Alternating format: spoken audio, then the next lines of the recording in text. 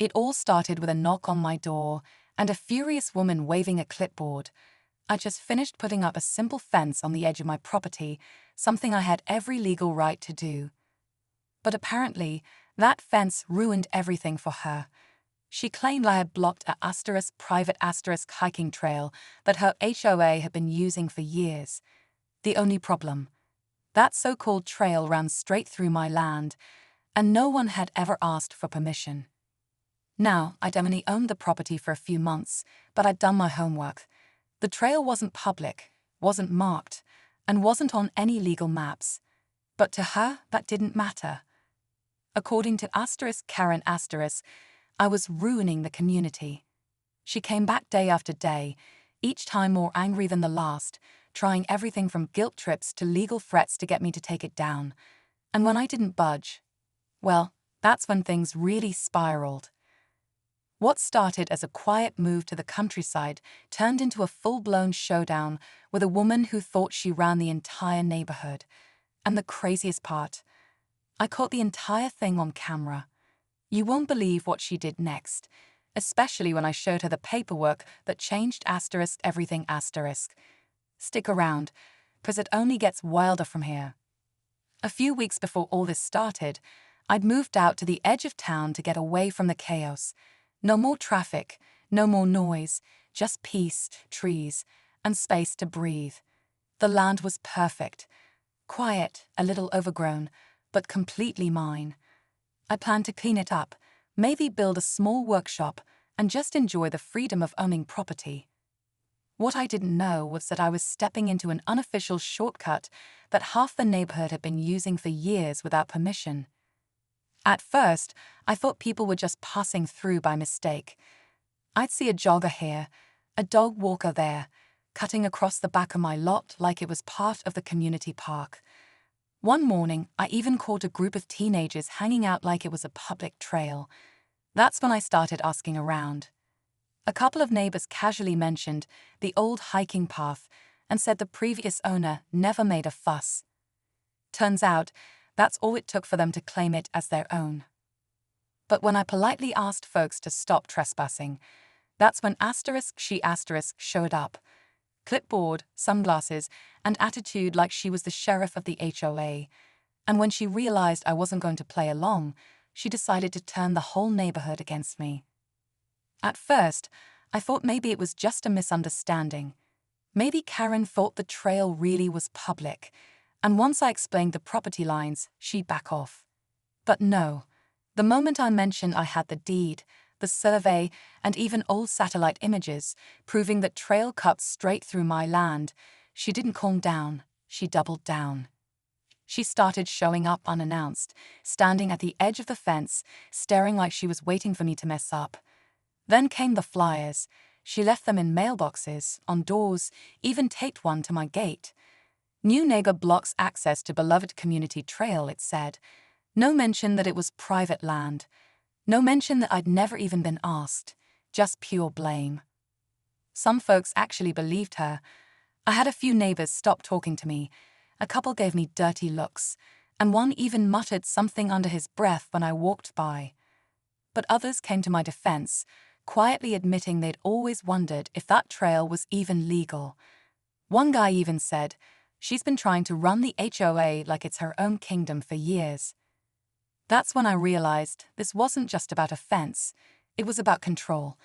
And Karen wasn't going to stop until she got her way, or until someone stood up to her for good. Things hit a boiling point about 2 weeks after I put up a second section of the fence, this time right across the spot where most people used to cut through.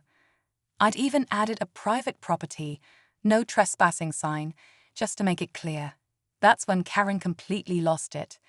She came storming up my driveway in broad daylight, phone in hand, recording like she was some kind of law enforcement.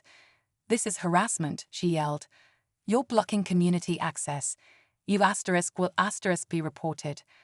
I calmly reminded her again that I owned the land and had every right to secure it. But she wasn't listening. She was performing, shouting loud enough for the whole street to hear. And sure enough, a few curious neighbors started peeking out their windows, watching the show. The next day, someone filed a complaint with the city. Then another one, and another. Suddenly I was getting visits from code enforcement, being asked about fence permits, drainage, even landscaping. It was clear someone, was trying everything to wear me down. I started documenting everything, keeping records, filming every encounter, just in case. The tension was thick. I felt like a target in my own backyard. She came storming up my driveway in broad daylight, phone in hand, recording like she was some kind of law enforcement. "This is harassment," she yelled. "You're blocking community access.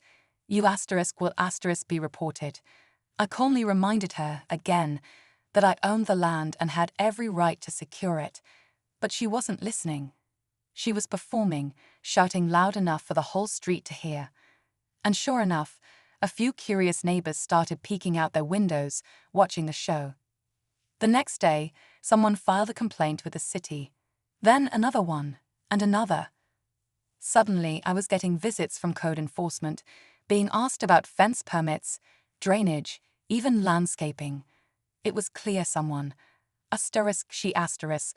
was trying everything to wear me down. I started documenting everything, keeping records, filming every encounter, just in case.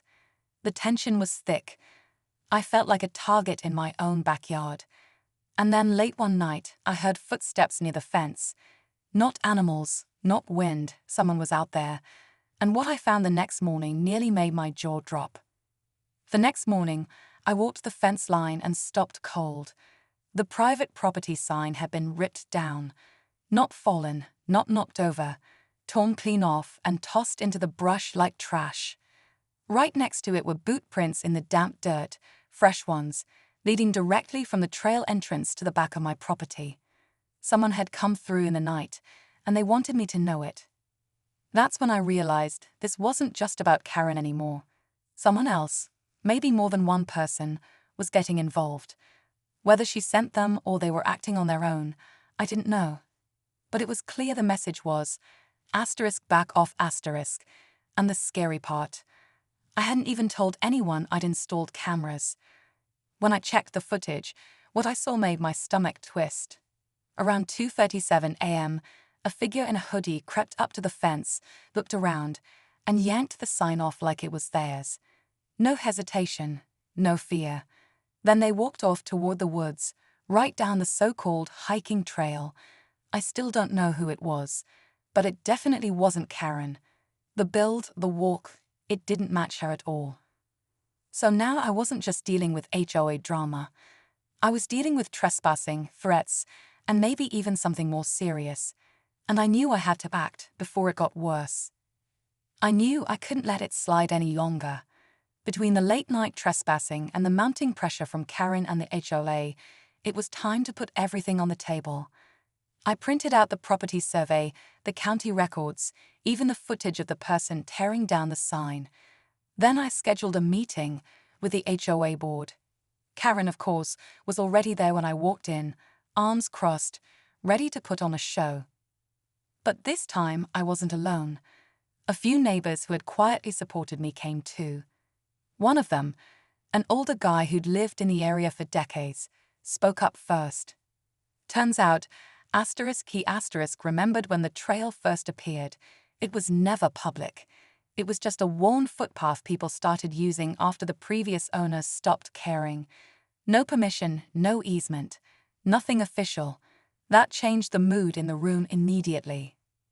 I laid out the video of the trespasser, the legal documents, and even a response from the city confirming the fence was fully compliant. Silence. Karen turned red. Then came the twist I never saw coming. One of the HOA board members admitted they'd had issues with Karen bending the rules for years. The board ended the meeting by siding with me. The trail was closed. The fence stayed. But a week later, I got a letter. Anonymous. No return address. Inside was a single photo of my house, taken at night. Getting that photo shook me more than I expected. It wasn't dramatic or threatening on the surface, just a quiet shot of my house at night. But the message was clear. Someone still wasn't happy. I reported it to local authorities and added more cameras, motion lights, and even a gate across the driveway. Since then, nothing else has happened, and I haven't had a word from Karen or anyone on the HOA. Most of the neighbors eventually came around. A few even apologized, saying they hadn't known the full story. One guy offered to help me clear some brush along the fence line, which honestly meant more than he probably realized. It reminded me that not everyone in the neighborhood was part of the drama. There were still decent folks who just wanted peace, just like I did. Looking back, all I wanted was to enjoy my land and mind my own business. But I learned quickly that boundaries, both physical and personal, can really rattle people who think they're in control. In the end, standing up for myself didn't just protect my property, it set a new tone for the neighborhood. And that private trail? It's nothing but overgrown weeds now, just the way it should be.